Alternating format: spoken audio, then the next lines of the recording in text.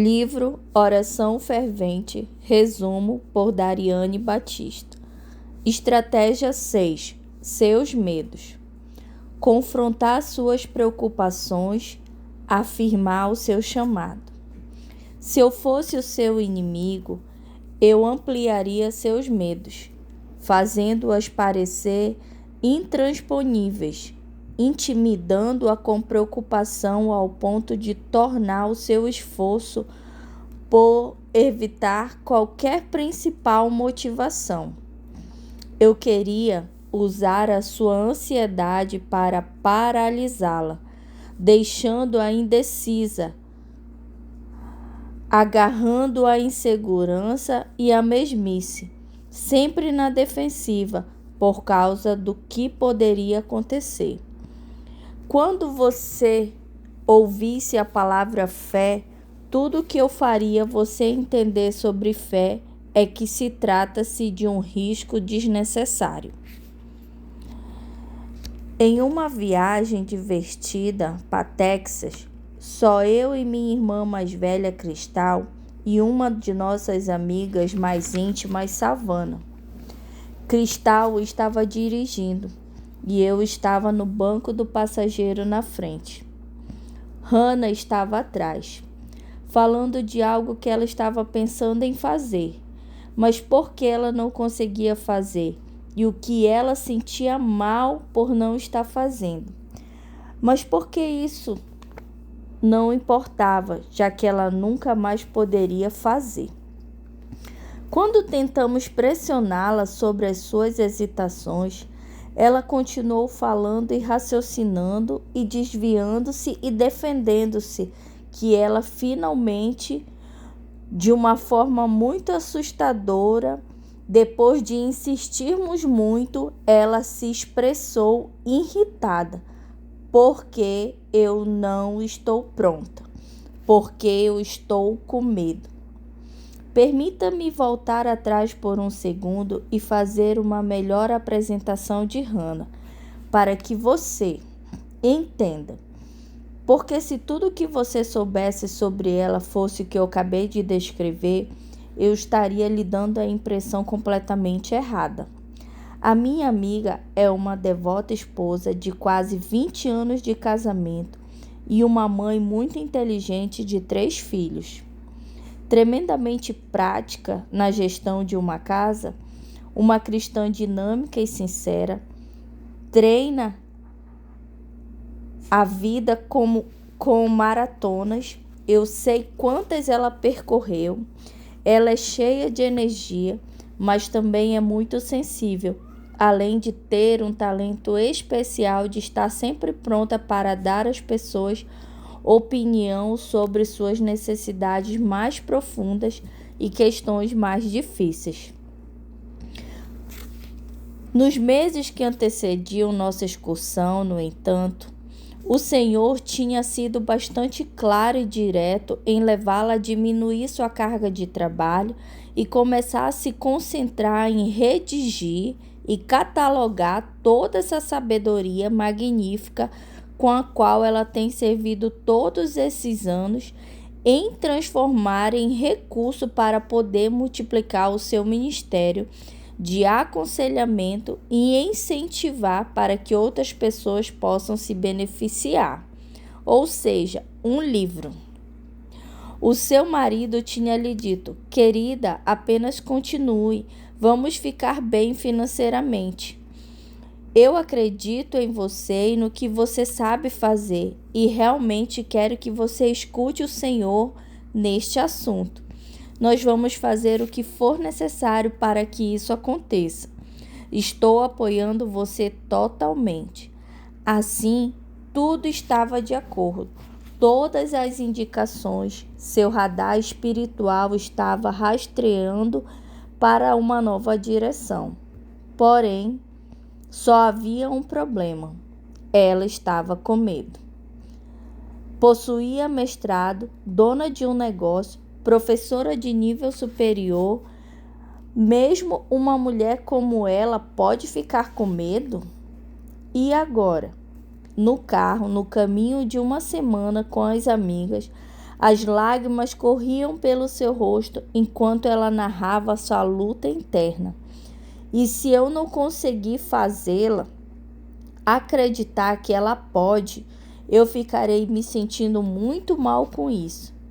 E se eu fizer todos os arranjos, esquecer dos meus clientes, sentar-me numa mesa de computador e não sair nada?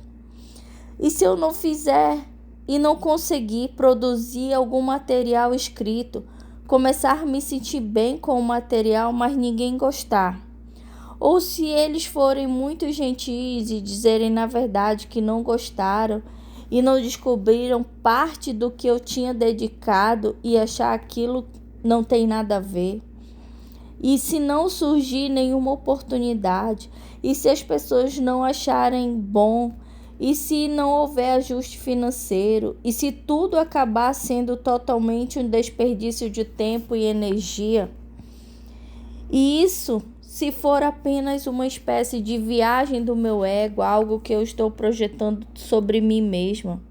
Eu não estou pronta, meninas, eu estou com medo. Ela fungou, enxugou algumas lágrimas que corriam nos seus olhos. Eu queria consolá-la, esticar o braço para trás e acariciá-la, mas não podia. Mas naquele momento, outras palavras começaram a sair antes mesmo que eu realmente processasse e pudesse abraçá-la. Eu disse, faça assim mesmo. Eu disse, dirigindo quase que completamente na minha posição no banco da frente, olhando diretamente nos olhos dela. Eu disse, Hannah, se a única razão pela qual você está avançando é o medo, então você não está vendo que o inimigo está tentando paralisá-la? Ele é quem está por trás disso. Não fique sentada deixando ele continuar com isso. Eu não me importo com o seu medo ou com o fato de você não se sentir preparada. Obedeça a Deus apesar do medo. Ela olhou para mim sem expressão, olhou para trás, ambas atordoadas com a minha indignação. O fato é que eu estava brava e ainda estou brava com o inimigo por mexer assim com a minha amiga. Eu estou brava com ele por mexer com você também e comigo, com todas nós. Sempre que começo a perceber que a única coisa que me impede de receber tudo que Deus quer me dar é a tática do medo que o inimigo está usando contra mim, eu fico brava. Eu começo a sentir uma santa indignação surgindo pelos meus ombros e me sustentando por trás, porque ele está trabalhando tão arduamente para nos impedir de avançar. Deve haver alguma bênção ou uma beleza do céu que ele está tentando desviar de mim e de você. E eu não quero mais estar tolerando isso. Não mais, não dá. Eu espero que nem você. Eis aqui um fato. O medo é um dos principais esquemas de Satanás para alvejar o povo de Deus. Eu não estou falando de uma preocupação legítima. Eu não estou falando sobre sábias advertências de proteção ou de conselhos divinos. Eu estou falando sobre o medo, preocupação incessante, ansiedade que dura uma noite inteira. A pior das hipóteses se torna a única probabilidade que você pode pensar. Receios como esse, em vez de simplesmente aumentar a nossa pressão arterial, estão disparando alguns alarmes de incêndio, porque eu estou me sentindo tão paralisada assim. Sabemos claramente que a partir das Escrituras que Deus nos deu o espírito de temor, mas de poder. Deus não nos deu o espírito de temor, mas de poder e de amor e uma mente sã. Assim, sempre que você sentir um espírito de temor invadindo qualquer área específica de sua vida, você pode saber pelo processo de imaginação, de eliminação que não vem de Deus. Então só resta um outro lugar espiritual do qual ele pode estar se originando. E o que você faz se perguntando o que está acontecendo? Você não está pelo menos um pouco curiosa para saber o que está tentando impedi-la? Tenho certeza que está familiarizada com essa história. Vem do inimigo. Então, esses 2 milhões de hebreus, quando Moisés tentou atravessar o Mar Vermelho e Faraó vinha com seu exército atrás, Israel logo foi cercado pelas pessoas cujo tinham suas brutalidades, eram escravizados pelos seus serviços braçais. E a única direção que não estava fervilhando com as ordens do inimigo era o caminho para o qual Deus estava direcionando seu povo em frente no mar. No entanto, em face de tais circunstâncias impossíveis, com a probabilidade tão fortemente contra eles e sem qualquer indicação de milagre, Deus havia planejado. Moisés disse ao povo: não temas. A primeira instrução para eles foi não temerem. Observe que Moisés não estava dirigindo que não sentisse medo. Ele só apenas disse: não tema. A perspectiva de morte iminente e inevitável trará medo. Por si só, o medo é uma resposta humana, natural, para um monte de coisa, e o momento do Mar Vermelho é um deles. Então, ele sabia que eles sentiriam medo, mas ele estava dizendo para eles não se deixarem dominar pelo medo. Não escolham o medo. Não façam amizade com o medo. Não tenham engajamento com o medo, porque se fizer, eles não conseguirão suportar durante o tempo suficiente para viver o milagre impressionante que Deus está prestes a realizar. E além do mais, ele colocaria em risco a chegada ao outro lado, a terra prometida, o leite e o mel, o destino. Então isso que o inimigo queria que o medo os impedisse de obter. Isso é que todos estariam cantando no capítulo seguinte. Enquanto o exército de Faraó estava sendo engolido inteiro pelas águas, Israel apenas em um pulo para o Sinai. E isso é que ele espera que o medo a impeça de obter também o seu destino. Deixe-me dizer o seguinte: eu sei em primeira mão como é o desespero da intimidação, quando o medo está estrangulando ao redor do pescoço. Eu conheço o tipo de paralisia que envolve quando você está morrendo de medo de continuar algo com o qual se comprometeu a fazer, e você simplesmente acha que não consegue. Conheço esses momentos, assim como você. Talvez quando tudo que nos resta fazer é puxar as cortinas, entrar de novo debaixo das cobertas e desejar que as próximas poucas horas simplesmente passe. Essa questão de medo é tão bem conhecida e importante para Deus que mais de 300 de vezes na Bíblia aparece e está escrito ao seu povo, de uma forma ou de outra, para não terem medo. Não temas, não tenhas medo, não temais. Procure essas passagens, estão em todos os lugares. Sabe aqueles momentos em que você está pesquisando todos os livros, buscando um versículo que diga o que Deus quer que você faça? Bem, aqui está 300 dele, e eles estão todos dizendo a mesma coisa: não tenha medo. E o inimigo lhe dizendo: tenha muito medo. Esse é o tipo de lixo com a qual ele está alimentando você ultimamente. 20 milhões de razão pela qual você não pode largar o vício. Não consegue se levantar e liderar um estudo bíblico. Não pode ajudar a iniciar aquele ministério no centro da cidade. Não é qualificado o suficiente para o trabalho, não consegue fazer isso, nunca poderia fazer aquilo, seria louca de sequer pensar em fazer aquela outra coisa. Por que não? Pode demorar muito tempo, para não mencionar a pressão. Será que realmente quero arriscar receber ou não? Será que eu não percebo que estaria perdendo em termos de segurança de salário, benefício seguro? O que pessoas pensariam se eu fizesse algo tão audacioso, algo fora da minha rotina e padrão normal?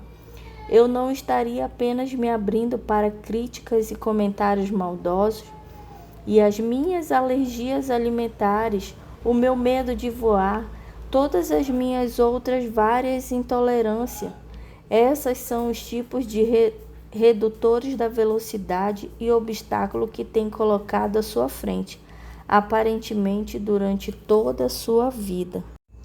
Ele é cheio disso, cheio de desculpa, comprometido em encher você de todo tipo de medo. Por quê? Porque o medo é a antítese da fé, e a fé é o que permite que você pise no solo do seu destino. Ouça-me, ouça bem. Estou prestes a escrever uma frase longa e mal redigida, mas eu quero que você preste atenção em cada palavra. Se Deus lhe deu uma direção clara, como ele deu aos filhos de Israel, direção que é confirmada por sua palavra escrita e pelo conselho de homens sábios e piedosos, é a única razão para resisti-lo é o seu medo. Do que segui-lo por este caminho pode significar, custar ou implicar. Então você não apenas está na limiar da desobediência, como também prestes a perder a oportunidade de dar a Deus um pouco de glória, deixando de fazer o que Ele está querendo que você faça através de você. Na oração fervente, descobrimos uma coisa: nosso Deus é destemido. E porque Ele é destemido, podemos ser destemidas também. Quando a sua presença está conosco e vai adiante de nós, nenhum mar vermelho vai nos desorientar ou nos pausar. Então, apesar da sua hesitação, diga sim, continue caminhando, tenha fé, não tenha medo. Convite à oração. Deus não nos diria para não termos medo, ou nos diria isso com tanta frequência, se Ele não soubesse que o medo, preocupação, ansiedade, enjoo, pés frios, palmas das mãos suadas, boca seca e batimento cardíaco acelerado são a nossa primeira reação natural a alguns desafios de segui-lo, especialmente aqueles que não vêm com instruções claras, o passo a passo sobre como lidar com cada soluço e contingência. O inimigo, obviamente, ciente disso, está sempre na estreita à proximidade, ansioso para animar e agitar essas nossas preocupações, para que elas nos mantenham acordados à noite e interfise na nossa capacidade de pensar com clareza. Ela não vai mais longe carimbando um espírito de medo sobre as coisas que ele sabe que são opções de Deus para nós. Mas Deus está sempre lá, superando as nossas forças, ouvindo as nossas orações, reafirmando as nossas promessas destemidas e lançando o próximo facho de luz que precisamos para caminhar firmemente em sua direção. A oração é que faz a diferença. Um convite para ser honesta, sim, para dizer como você se sente, cheia de segurança e confiança destemida, que advém das promessas de Deus. Lembra das suas preocupações? Elas não são apenas meros pensamentos, elas são estratégias deliberadas, estratégias para tirar o seu destino e a sua vocação. É a maneira de lutar contra elas e criar sua própria estratégia deliberada pela oração. A qualquer tempo em que eu estiver com medo, confiarei em ti. Em Deus louvarei sua palavra. Em Deus pus a minha confiança. Não temerei o que a carne possa fazer comigo. Salmo 56, 3, 4. Deus não nos deu o espírito de temor, mas de poder e de amor e de mente sã. 2 Timóteo 1:7.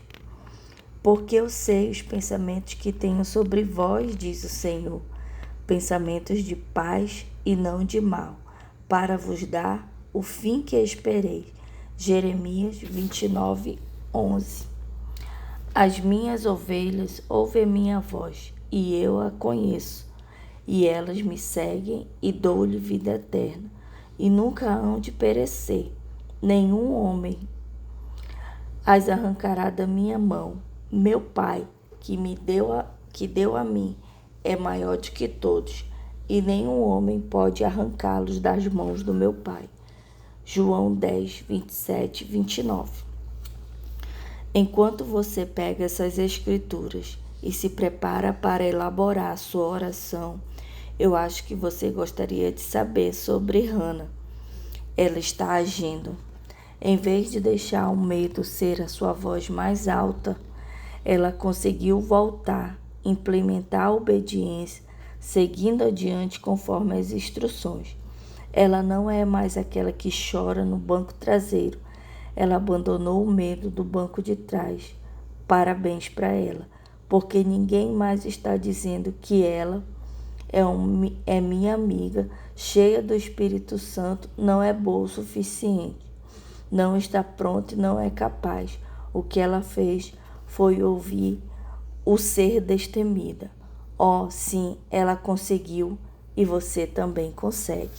Até aqui nos ajudou o Senhor.